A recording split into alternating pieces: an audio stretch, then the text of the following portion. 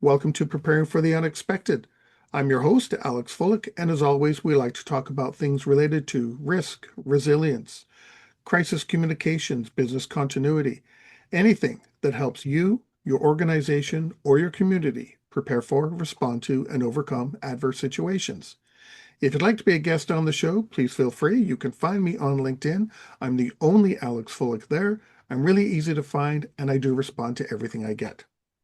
Today, we're going to be talking about where risk and resilience intersect. And I'd like to welcome to the show today our guest, Mark Carroll. Mark, welcome to the show. Thank you, Alex, and thanks for having me on your program. I'm looking forward to hearing what you've got to say today. And I know you and I have chatted already, so I know a little bit about you. Can you take a moment and tell us about yourself, what you do, and how you got into this crazy industry of ours? Thanks, Alex. Yes. Um, I am at this present, I am the founder and adjunct professor at Boston University, and founded their ERM program a number of years back. But my history is as a practitioner. I come through the IT applications and operations space like a lot of us did.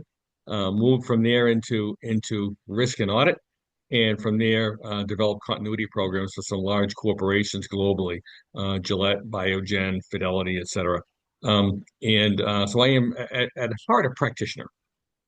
I take pride in the fact that I started in this business at the age, in business, I should say, at the age of 18 in a data center hanging tapes as a GS2, a GS2 government employee. Now, anybody who's ever worked for the government knows that a GS2 is about as low as it gets, Alex. There's nobody lower than a GS2, and that's where I started. So right now I am effectively managing and teaching at BU.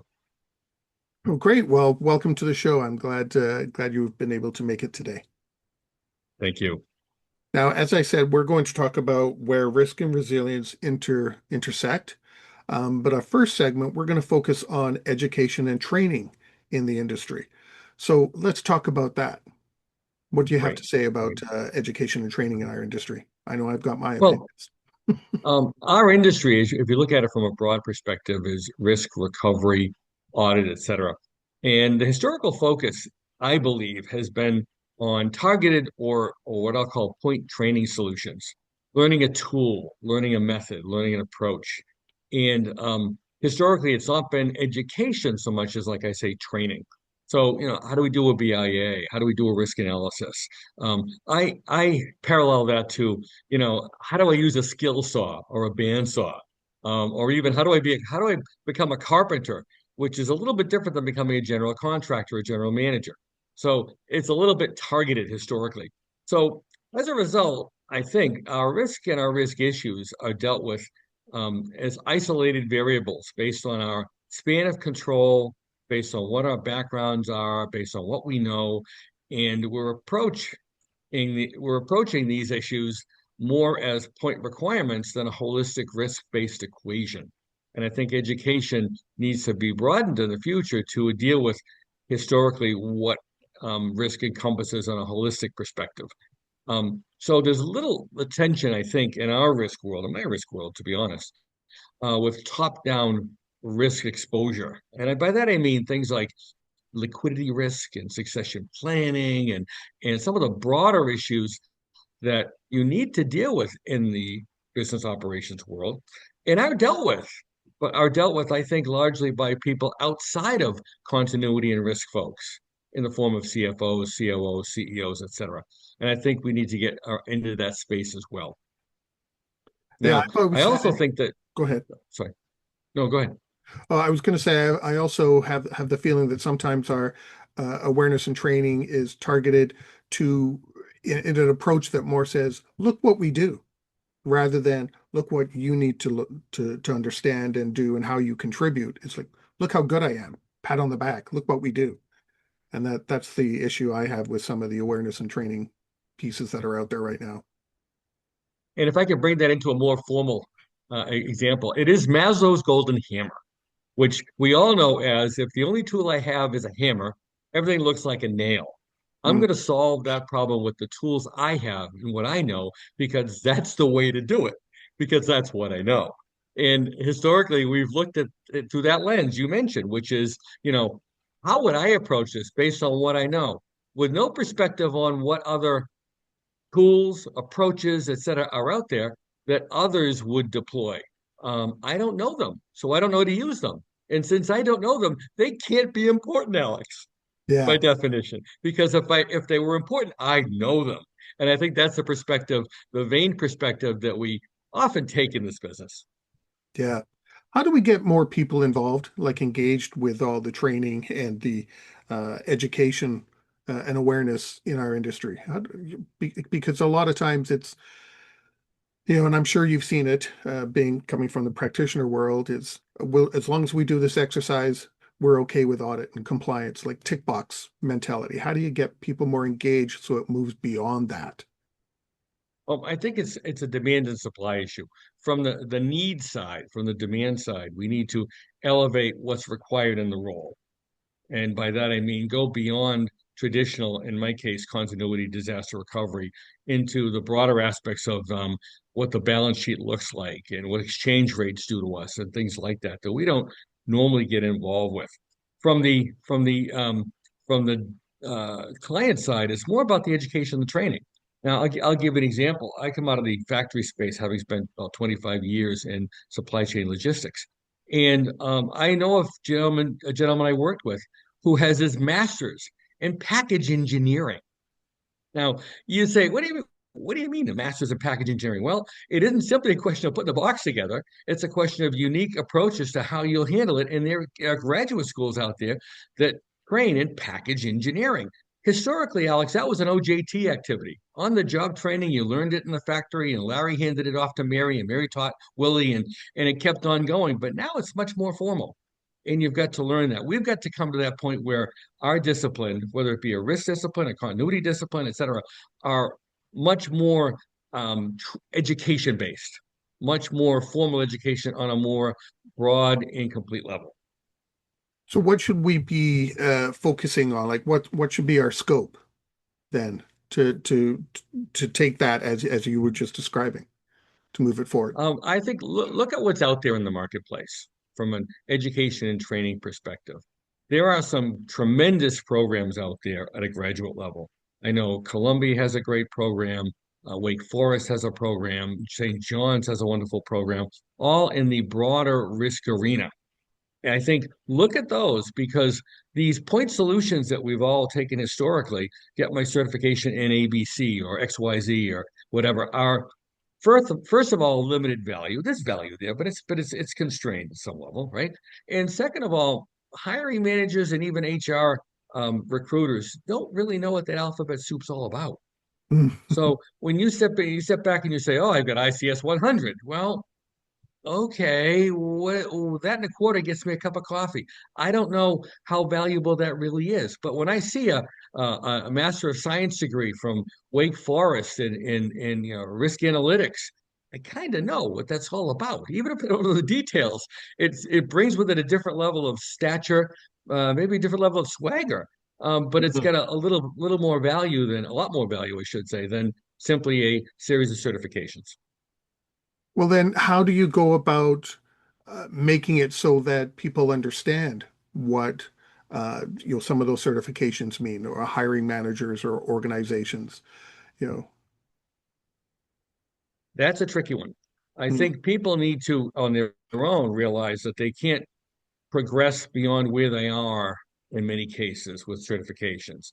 It's tough to become a chief risk officer after you've received your XYZ certification in disaster recovery. The linkage isn't there, the leap isn't there. So it's really a question of I would say from the practitioner side is and I don't mean to say this negatively, but it's my world. It's how do I get above the kids' table? How do I get, away from the silo that I'm in, whether it be disaster recovery, continuity, audit, you name it, into that broader risk realm? And what pieces do I need to get there? Those pieces don't come, I think, in another series of certifications. They come in a broader education requirement. And I think the profession we're in is got to evolve into a profession. Right now, I think how do I say this? It's more of an occupation than a profession. It's more of we all, most of us, I should say, came into this business from someplace else. My world is IT, onto audit, onto risk. Others come into it from environmental health and safety. Others come into it through physical security, cybersecurity. But we all kind of moved into the discipline some other way. And I think there's got to Mhm. be a clearer track in that doesn't limit you, but puts you on the road to a chief risk officer or a senior vice president of risk. Any suggestions on what we could do to make that happen? Mm, um, I'd say take inventory. Take inventory on a couple of things. One is, what do I bring to the table? What do I have for skills, and how do I augment what I don't have, or I augment what I have with what I don't have, and add those features and functionalities to my background, my quiver. Take put more arrows in my quiver. The second thing is take inventory on another front, which is benefits. Now, it's odd that organizations and people will look at putting together great benefits. And you've got great medical, you've got great vacation, you've got 401k match, and you've got tuition reimbursement. And in my mind, in many cases, that's money on the table that people leave there. I would say look hard and fast at what's out there and what you can take advantage of because your organization wants to invest in you and you should want to invest in yourself, ideally with their money, which is a great equation. Yeah, that's even better if someone else can pay Yeah, it's for it. wonderful. It's wonderful. So, how do we get new people into our field then? I think short answer is I don't know. Okay. But in terms of an approach on that, I think it's really about looking at how we make it interesting to be in the field and make it public. Now, I'll give you a parallel. Um, like I mentioned, I've spent decades in factory supply chain space. In the days when it wasn't sexy, in the days in which you worked at a factory or in a warehouse and somebody else made a lot more money than you working in financial services or pharma or someplace else. I mean, nobody had an interest. Set the clock back 4 or 5 years, probably a little bit before COVID. And now supply chain is interesting. There's high demand. There's a lot of students in class for it now. I teach them every week, and they are looking for their master's degree in supply chain management. Didn't see that 10 years ago. Hmm. Seeing that today because there's a lot of interest now in shortages and being able to deliver product A to product B and manufacturing process. All that stuff has really become top of mind. So we need to create an environment where the risk issues are top of mind. Now, is it limited to disaster recovery and continuity? No, it's bigger than that. It's really the holistic approach to how the business remains viable. If you've got a strategic product out there that you're making, and suddenly somebody comes in and replaces that product, and I use the example in my classroom of of an Apple Nano, and suddenly the Nano replaces the portable CD player. Those of us that are old enough remember having portable CD players, I and remember those. once that Nano came out, in about an hour and a half, you were gone as a manufacturer of portable CD players. So it doesn't matter how effective or efficient you make it, you're walking dead in that your organization's going to fall apart, making things that people don't want anymore. So I think the issue becomes looking at risk holistically from the top down and all facets, not simply the four walls of the operation. So, do we need to like take a step back, the industry take a step back, and what's a good way of saying it? Repackage ourselves, represent ourselves as something other than the disaster person walking down the hall who just says, watch out for that hurricane, watch out for that earthquake, and repackage ourselves in a different way. I would say yes, but I would say it a little differently. I'd say expand, not repackage, because you've got footings there. You've got a solid framework of footings. And by that, I mean the whole disaster recovery, continuity, enterprise risk environment at the facility level is pretty rock solid. I wouldn't abandon that at all. I would leverage that. It's a couple of good examples out there. People have great association with organizations like RIMS. RIMS is a wonderful organization. They're in all facets of risk.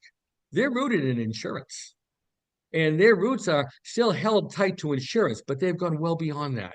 And they've leveraged that insurance focus into something much, much broader. Look at the organizations like ACES.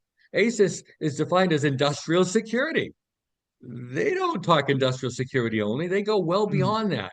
But it was that industrial security that gave them the beachhead to go further and get into much more involved with disaster recovery continuity. They have their own SPC1 definition for how to handle an audit a continuity plan. They've gone well beyond that. So I wouldn't say throw the baby out with the bathwater. What I would say is take the initiative to say, okay, what else is out there, and how do we make that leap of faith into other areas, hanging on to what we know and leveraging that into what we need to add. And I think that's the perfect spot to end our first segment today. We're talking with Mark Carroll about where risk and resilience intersect, and we will be right back.